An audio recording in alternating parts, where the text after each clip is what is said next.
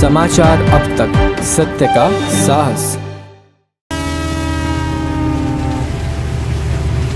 नागपुरातील आत्महत्या केलेल्या शेतकऱ्यासाठी अन्नत्याग। नागपूर मेट्रो स्थानकावर सुरक्षा रक्षकाला मारहाण। नागपूर रेल्वे स्थानकावर चोरी करणाऱ्या तिघांना आरपीएफने ठोकल्या बेड्या। नागपूर व रामटेक मध्ये प्रत्येकी 400 उमेदवार उभे करणार। रेल्वे अधिकाऱ्यांनी आपला कार्यालयीन अहवाल हिंदीतच तयार करावा।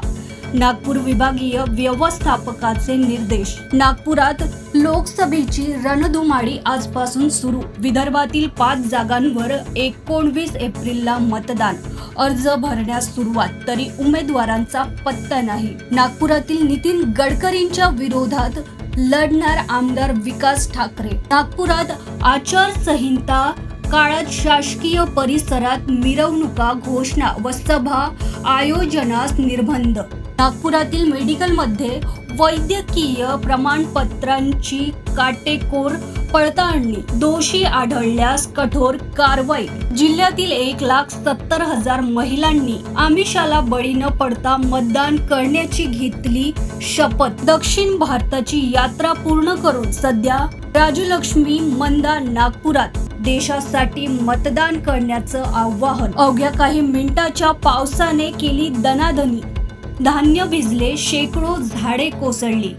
गारपीट अवकाळीने केलं मोठं नुकसान। नागपुरात तापमानात सातत्याने वाढ। आणखी पुढील 3 दिवस विदर्भात दमदार पावसाच्या सरी। पिस्तूल विक्री करणारी आंतरराष्ट्रीय टोळी जेरबंद। 4 पिस्तुलासह 5 जणांना ठोकण्यात आल्या बेड्या।